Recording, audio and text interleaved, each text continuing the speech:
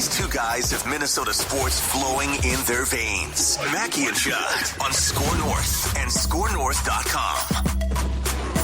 Reckless speculation. Reckless speculation. Welcome in. Happy Reckless Speculation Thursday to all who celebrate. Phil Mackey, Judd Zulgad, our executive producer, Declan Goff, and our guy, Darren Doogie Wolfson, has been under the weather all week with the crud that everyone seems to have, not only in Minnesota, but around the country. Mm-hmm. And on the show. Man, Doogie feels bad because it's TJ Hawkinson week. There's so much to talk about, but when Doogie can't go, it's bad because he'll fight through it. So we told Doogie, just rest up. It's all good. We got your back. You come back next week with some scoops. But that doesn't mean we can't recklessly speculate here. Reckless speculation. And there's some people that are kind of new to the show the last few months or the last year or two, and we may need to re-clarify and redefine what Reckless Speculation Thursday is all about, the spirit of it. Mm-hmm. It's a safe space to look out on the horizon and speculate, sometimes recklessly, about moves that your favorite Minnesota sports teams may or may not make. Or in the case of when Doogie comes on, it's also inside information. Right. Sourced information. Sometimes heavily sourced, sometimes loosely sourced. And that's fine too. Reckless speculation. Without him, I would call this almost free-form reckless speculation. Yeah. It's like rapping free-form, right? Yeah, that's fair. Like beatboxing, yeah. Yeah, because with Doogie there are parameters, there's bumpers. Because he's got some scoops. Yeah. And he has educated guesses combined with knowledge. When the three of us take the mantle and run with it. There's no bumpers, there's no guardrails, there's nothing. Yeah. It's the Autobahn. We're just throwing stuff out. Exactly. Reckless speculation. And so I bring to you guys an update from SkySports.com here. Odell Beckham Jr. teams. Here's the headline. Buffalo Bills, Los Angeles Rams, New York Giants in the race for Odell Beckham Jr.'s signature. Giants. Buffalo Bills GM Brandon Beane says they'd be crazy not to look into signing OBJ. Giants GM Joe Schoen says the team will consider OBJ re-signing with the team. And the receiver is targeting a November return after tearing his ACL in the Super Bowl last year with the Rams. Yep. So obviously, in this particular report, the Vikings do not fall on this list of teams. But if you do some math here, we got so the Rams, who he already has an attachment to, they won a Super Bowl. That division's up for grabs. They're off to a slow start, but that makes sense. The Bills make a lot of sense because they're the Bills, and if he's chasing more Super Bowl rings, that's probably the best team you can latch on with right now. And the Giants make sense for two reasons. One, he already has a life and a background in New York with that team.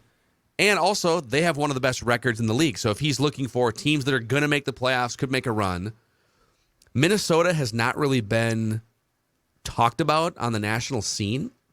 But there's definitely a need for a guy that can help I think Hawkinson helps you as a weapon. And then there's the Kevin O'Connell connection. And Kevin O'Connell helping to sort of revive Odell Beckham Jr. along with Sean McVay with the Rams last year. So is there any chance at all the Vikings are still involved with these Odell Beckham Jr. conversations? Absolutely. First of all, the Giants are intriguing because they have a real need at receiver across the board. They got guys hurt, they are depleted there. So Beckham would step in and immediately, I think, probably shoot to the top of their depth chart. The Bills make a lot of sense. I have said this, though. While the Bills make a lot of sense, this is a veteran player with a knee problem going to a team that plays in the dead of a Buffalo December winter. It has to be factored in. Not saying it would stop it. I am saying it's a factor. It appears the Chiefs trade with the Giants for a receiver before the deadline probably has taken the Chiefs off that list a little bit. Outside potential. And I have read that OBJ's nameplate is actually still up at the Rams facility. So they really want him back. They never took it off, huh? But don't forget Kevin O'Connell. It's kind of pathetic, actually. It's kind of desperate. Creepy, Leaving the ex-girlfriend. Yeah. She's she's seeing other guys, and you still have her sweatshirt that you're smelling that's every really night. weird. That's Yeah. really Saying, weird. I just man. have Don't be pictures of desperate, her Rams. on Yeah, my don't be- wall. Just pictures of her plastered of OBJ making great one-handed catches. They're just plastered all over in a Rams jersey. But anyway, so here's my thought on the Vikings here. And I'm not saying that they are a favorite, but do I think that they are still or could be involved? Absolutely, and here's why. One, the O'Connell connection is strong. O'Connell, as far as I can tell, and I don't think he's BSing, really liked him. He got along with him with the Rams. Seems like the type of guy who would make a good connection with a player like this.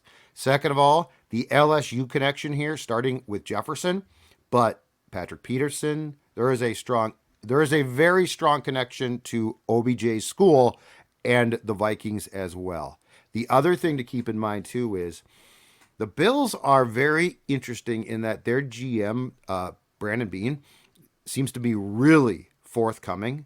Like, he gives you information, which is very weird. It's welcomed, but it's sort of weird. I think the Giants guy is a little bit less guarded, and the Vikings people are 100%, for the most part, when it comes to this type of move, guarded. So the Vikings are not going to throw their hat in the ring, even if privately it is. So do I think this has a chance, an outside chance? Absolutely. The other thing, though, there's two other things of reckless speculation to keep in mind here, though, that go outside of Beckham. Okay. One is this. Depending on the length of time that Dalvin Tomlinson is going to be out, defensive tackle might actually be the priority here. Now, Tomlinson, I think the hope is that he's week to week and is back, if not for the Buffalo game, then like the 3-game homestand Dallas game, perhaps, all right? But he's a big man with a leg problem. That's not a great combination. So could the Vikings shift their priority to depth at defensive tackle? Because, I mean, that's a subject that we've been talking about since training camp. That's one. The other is this. The outside chance that Brandon Cooks is going to be cut by Houston. So Brandon Cooks was being shopped by the Texans. And again, it was to a list of teams. Wow. I think the Rams were on that list again. I have not seen the Vikings on that list, but I think the Vikings were firmly involved, at least in inquiring about him from the Texans. He was not traded, but he was not at practice this week for at least a day, if not more. He reportedly is not going to play in the game on Thursday night against Philadelphia. In other words, he's going to make life miserable for a team that already is. So he's essentially dragging his feet and saying, kind of like OBJ kind of had this thing with Cleveland, right? Cleveland, exactly right. Now, he's not that player, but he would be an enticing guy, and my guess is he would want to join, again, a team that is going to be in a place to win. The point being is, could Cooks be actually sort of in the shadows on the table potentially within the next 2 to 3 weeks? Interesting. Very reckless. That was no bumpers right there. Speculation. And then I think what you have to consider here, one of the big unknowns is, what does OBJ's contract look like? Yep. He's been one of the highest paid wide receivers in the NFL for the last 5 years or so, going back to that Giants contract. He's still in his prime, but he is coming off another knee injury, and so you gotta factor that into, like, what kind of player is he gonna be? But he's not going to come in for a discount, I don't think, especially if there's 2 or 3 teams bidding. Like, let's say it's the Bills want him, right, and the Rams need him more than the Bills do, and the Vikings are sitting there saying, I mean, yeah, but look at us, man. We've got a smooth sailing path to the second, third round of the playoffs here. Is that bidding war going to drive his price up to a point where, okay, you get a Jefferson contract coming up? I mean, is it going to be a long-term deal? It's definitely going to be a deal, I would think, that carries you through 2023. I think he wants a couple years, yes, and I think that's a thing. And my guess is he is not signed yet, in part because of that. Because the one thing is, he has now torn that ACL twice. So if you're a team, you're not just going to blindly say, "Oh yeah, dude, come here. Let's sign you to a 2-year contract and a contract that potentially, could include some decent guarantees." So I think that's definitely a factor for any team, is what are the terms of the contracts going to be, and how much are you actually, or contract, and how much are you actually going to have to guarantee him? Yep. I want to throw this out too because I know there's some people that are shouting at their headphones or their YouTube screen right now saying, "Guys," TCL TVs, Phil. Or their TCL TVs. They're screaming at their could be. TCL TVs because I look good right now. Hey, folks. Guys, Hawkinson is here. Yep. Why, they just traded for Hawkinson. You got Jefferson, you got Thielen and KJ Osborne. Just why would you want to bring in another target? You're just going to reshuffle everything. And I would just point to this with Thielen. 2 years ago, he was one of the best deep threat receivers in the NFL. He was targeted 20, and deep threat meaning 20 plus yards in the air. He was targeted 22 times, had 9 catches, 4 touchdowns on those plays. His PFF grade on those plays was 97.9 on deep passes 2 years ago. He was incredible. Wow. This season, he's only been targeted twice on deep passes. He has not caught a deep pass yet this year. Yep. Now, there's obviously he's not 100% healthy. Doesn't look like he is anyway. He got banged up in the game against the Cardinals. He's 32 years old. Is the scheme not putting him in certain places that he used to be? There's a lot of factors involved here, but at the end of the day, Adam Thielen has been a complete non-factor beyond like 10 or 15 yard passes in the air.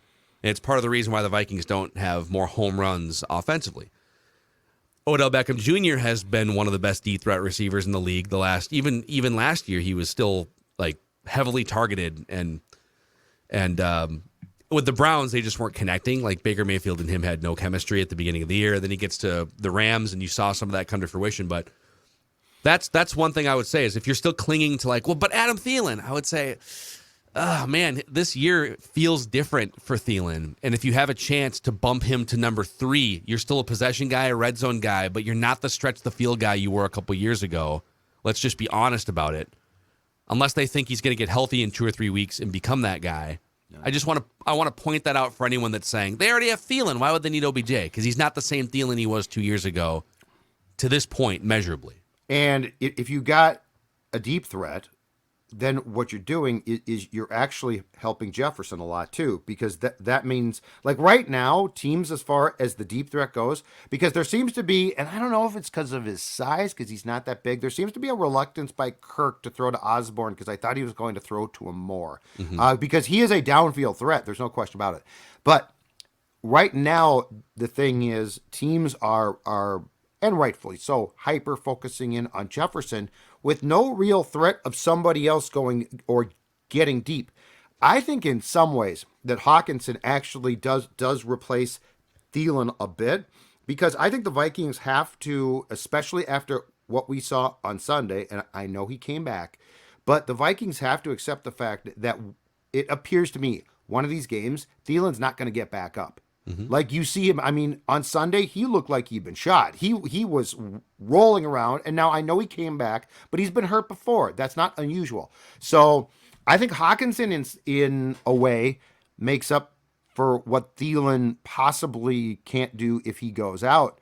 And then, yes, if this team wants to establish a vertical game consistently at all, I think you have to at least look at who can you add from a receiving standpoint, who can at least present the illusion of stretching the field as well to help free up Justin Jefferson. Yeah, that's okay.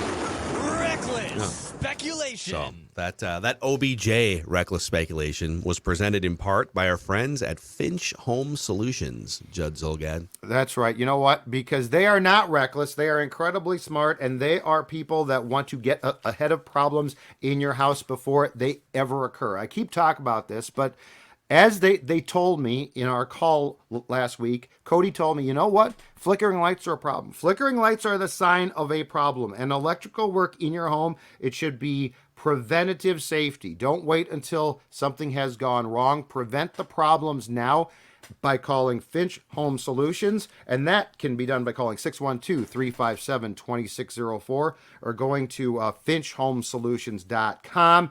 Be sure to tell Cody and his team that you heard about us on Mackey and Judd or PD, because there are special deals involved for PD customers and also those who watch Mackey and Judd. Again, finchhomesolutions.com get ahead of the problems like a sports team would, right? You make a trade before there's a problem potentially. Finch Home Solutions wants to do the same for you. FinchHomeSolutions.com. Also, hey, the Purple Daily and SKOR North merch shop is open at skornorth.com/shop. If you want your Victory Monday Purple Daily shirts, your Just One Before I Die hooded sweatshirts, or maybe your Purple Daily or SKOR North themed swag, you can check it out at skornorth.com/shop, where we've got you covered. It's open for a limited time, so make sure you jump in. Maybe it's an early Christmas present for somebody who would just like to have a Victory Monday or Just One Before I Die hoodie in their stocking or something. So check it out. Let's hear from Kirk Cousins here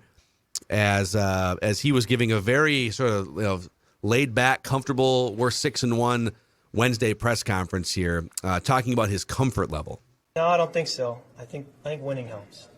I think you got to win football games in this league to be like that, and you don't do that after losses. You have some decorum after losses, but when you win, it obviously carries a different feeling. So that's Kirk talking about the guy that wears chains on airplanes now, spinning chains, and like he's having fun.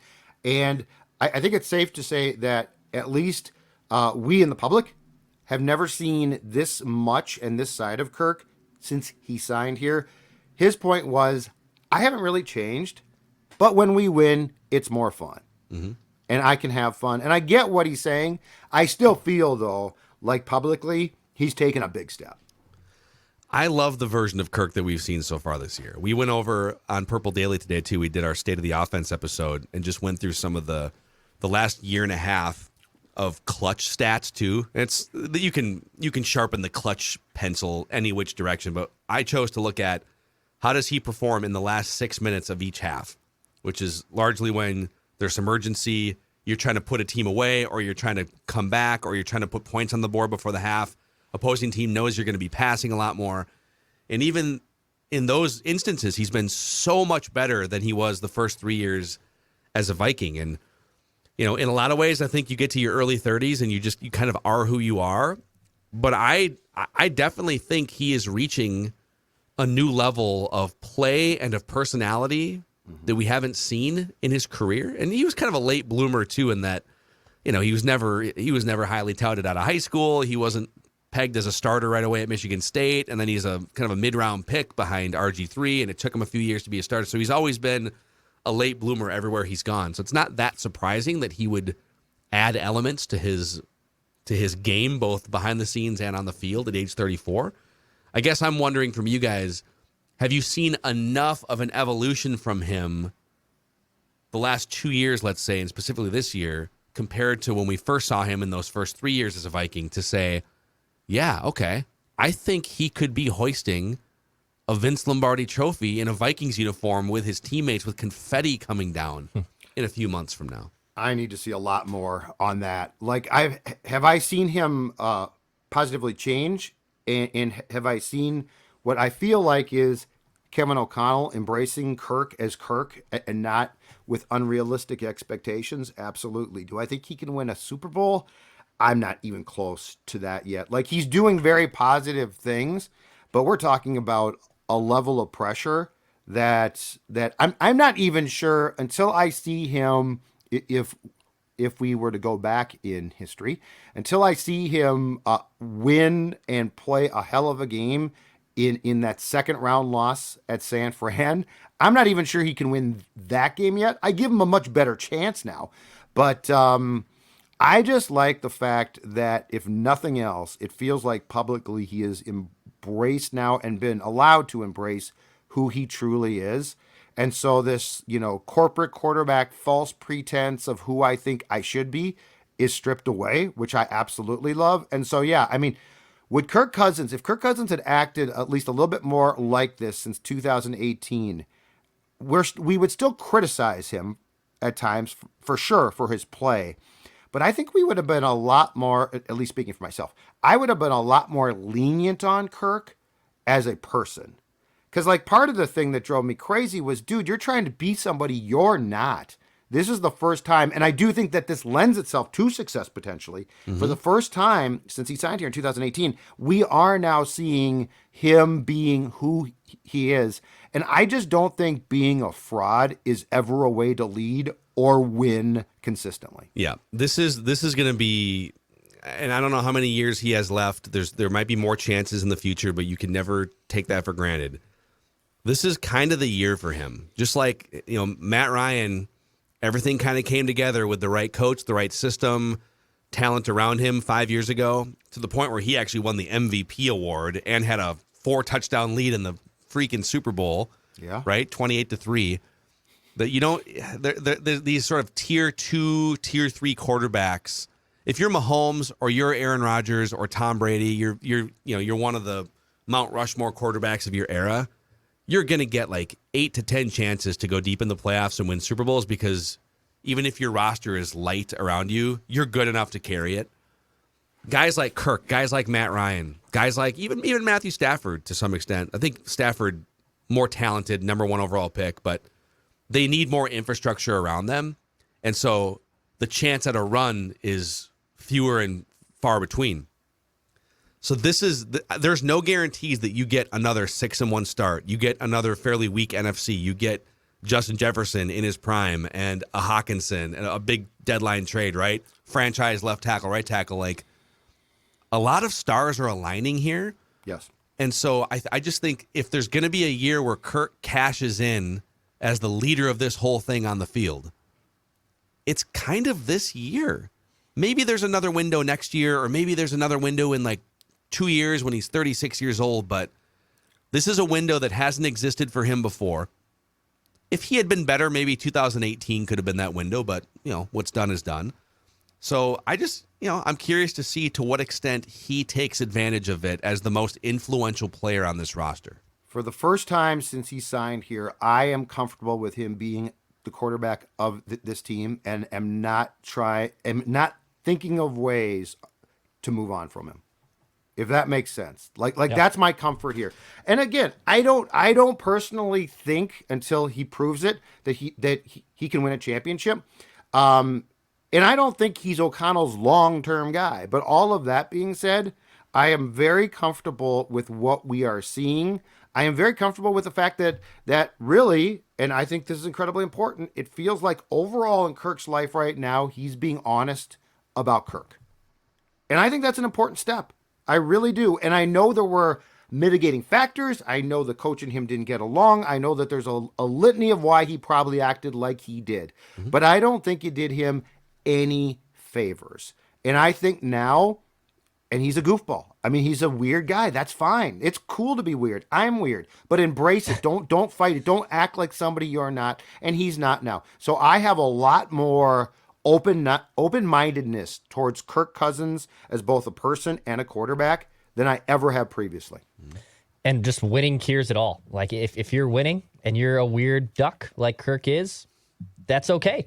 And I think that's where we're starting to see him be more of himself, and there's not much of a teeth clenching of Kirk, and the relationship between the head coach and the quarterback is so much different with Kevin O'Connell versus Mike Zimmer that you kind of empower that guy to be himself. So, yeah, I think winning has the biggest factor of this. If they were 4-4, if they were 3-5, and things weren't going like they have been, then yes, we're still probably ripping him for being who he is. But his stats have diminished, but he's also been so clutch in these fourth quarter moments that you're willing to sacrifice some of those homegrown statistics that he has padded before because the Vikings are winning. And I think that just makes life so much easier. Go ahead, Jed. I was going to say too, winning, Dex, you're exactly right. But here's the thing that he's ignoring a little bit in saying that. This whole thing got set in motion to win by how he sort of, in my mind, in his own personality, sort of changed as well. I don't think it's any mistake. And look, if it was calculated, it was actually super smart. I don't think it's a mistake that while on field 1 at training camp, right by the stands, which included his parents, he dropped that F-bomb, which was very, but I mean, everyone embraced it, right? It was like, oh my God, that's Kirk Cousins. That's Kirk Cousins. I don't think that was any mistake as to how he felt looser and more empowered and more confident. So, like, yes, they've won a bunch, and that's awesome. But I think this goes back to training camp as well. Just because of the fact that he felt a freedom that he never felt. And again, as I was told, and I think it's exactly right, he, for the first time, isn't worried about how the public perception comes back on him internally at TCO. Yeah. Yeah, it's all very interesting. It's I want to throw this out from Purple Daily too. This was part of our state of the offense because we've been referring to how he's more clutch now, and this is just one way to define it. But the last 6 minutes of each half, his first 3 years as a Vikings quarterback, he led the league in interceptions. No quarterback threw more picks in the final 6 minutes of the half than Kirk Cousins from 2018 through 20.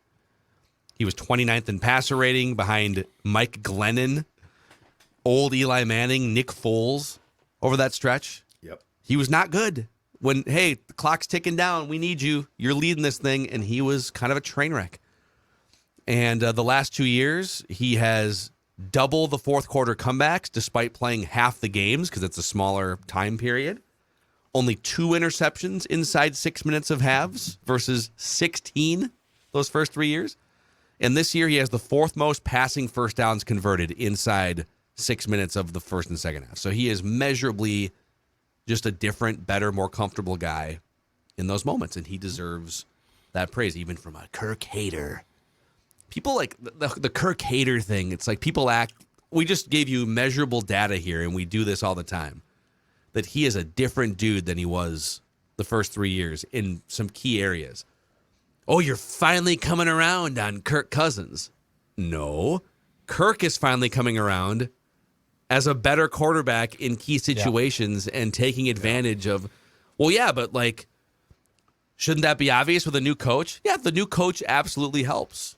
Absolutely helps. But it wasn't like Mike Zimmer was the sole reason why he threw 16 picks in late half situations in the first 3 years. Okay, let's not put everything on Mike Zimmer like everyone's doing. And I think, too, the national perception of Kirk is still the same. Like, it's the same of, is Kirk Cousins really good? Like, we always joke with the Kirk Cousins with Stephen A. and Mad Dog going at it, but it's asked across all platforms, on ESPN, on national podcasts, is Kirk Cousins really that good? And I think he has a chance here, especially if one of these, maybe these Cowboys game or maybe even the Bills game gets flexed into prime time, that you can actually see some people start to believe, oh, yeah, Kirk Cousins is actually good, and he is allowed to change that narrative this season. Bills game can't be now too. Noon kickoff. Good thing. The Cousins thing. So, but I think from a national basis, it's still a fair question because their ultimate question and goal is, can he win a championship? We're talking about just making progress game to game. And the Cousins Crusaders, my issue with them is, and this also largely went to Kirk's personality, they were defending a Ken doll. He was basically a sanitized Ken doll. Yeah. Now he's being himself, and it's helping.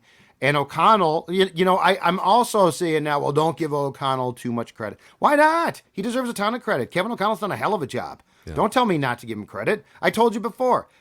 Kevin O'Connell's a failed quarterback who is trying to put his brain into Kirk's brain because Kirk has the body that Kevin didn't. So it's definitely teamwork right there. But yeah, I think the national narrative is a conversation about, can Kirk win playoff games and a championship? And I got no clue on that. All I'm saying is I'm seeing progress that I now don't despise the fact he's going to be the starting quarterback probably in the next season. Yep. You like that?